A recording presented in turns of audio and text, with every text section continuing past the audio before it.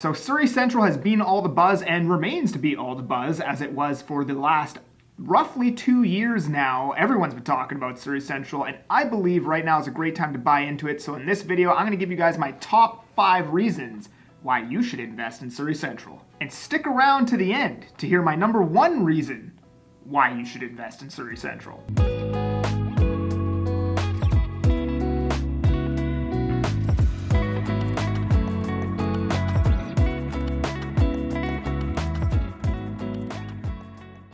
I'm Thatagentkelly. I talk about Canadian real estate in my local market of Abbotsford in the Fraser Valley. I post every Tuesday, Thursday, and Sunday. So if you get any value or entertainment from my videos, hey, I'm just asking that you subscribe and like the video so I can get it out to more people who are just like yourself who enjoy the content. And if you would like to chat about buying or selling, you can scroll down into my description, book yourself right into my calendar with that link I got there, and yeah, I would love to hear from you, my friend. All right, reason number 5 why I would invest in Surrey. Surrey's population is currently growing at 1,100 new residents per month, and I think about 550 of those are going into Surrey Central alone. Surrey's expected to pass Vancouver's population by the year 2030, making it the biggest city in British Columbia. So Surrey would have to build roughly 1.5 new high-rises every month just to house the amount of people coming in and moving here. I think it's like 2.2 people per household on average, meaning we would have to supply 500 new occupancy permits every single month just to house the people that are coming into the city, which I highly doubt is happening right now. So the demand is likely outweighing the supply and will probably continue to do so going forward, meaning that if there is a supply-demand imbalance, it's usually good to buy into something like that. And to add to this, Surrey has the largest land mass, I believe, in the country. Like, it literally takes 45 minutes to drive from one side of Surrey to the other because it's just such a big city, like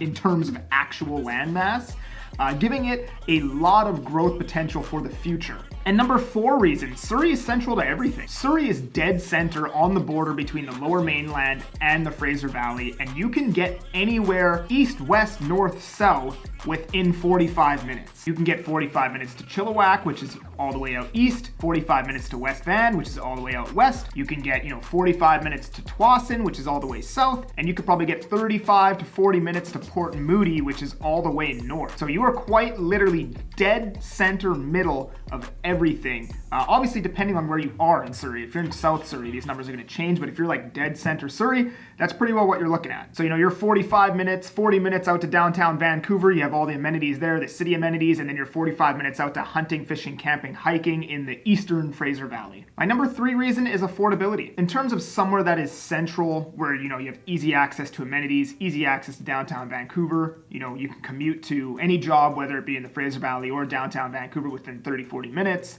Surrey Central is still the most affordable. I like to talk about pre-sale pricing because I feel like that's just the most accurate gauge of what the prices are in each city, just because it's brand new and you're comparing brand new with brand new, right? But if we look at Surrey Central, we're still 10 to 15% cheaper than Coquitlam, which is a little bit closer to downtown Vancouver than Surrey, but the rents are very similar. So in Surrey Central, you're paying a lot less, you're getting a little bit less rent, but it actually works out more in your favor that, if you were to rent out that unit, the rent to expenses ratio would look a lot better in Surrey than it probably would in Coquitlam, and it's obviously less capital to get into the Surrey market. And in my opinion, Surrey has much more future growth potential than Coquitlam does. So when we talk about affordability, Surrey still takes the cake for, dense areas. Super dense areas located within Vancouver, Surrey is still the most affordable. So I believe Surrey is more bang for your buck in terms of everything accounted for when we compare it to other dense areas. Reason number 2, Surrey has a long way to go. If you want to look at where prices are going in Surrey, just look at where prices have gone in other cities. I always like to say that our market appreciates like a waterfall. Vancouver goes up in price, it gets more expensive, people get priced out, they move to Burnaby. Burnaby goes up in price because of the increased demand from people moving from Vancouver, and then people get priced out of Burnaby and they move to Coquitlam. And then that literally waterfalls all the way down to Hope, believe it or not. And if we look at Vancouver presale pricing, they're going at $3,000 a square foot. I know a realtor who just sold a 500 square foot one bed in, I think it was Kerrisdale or something like that,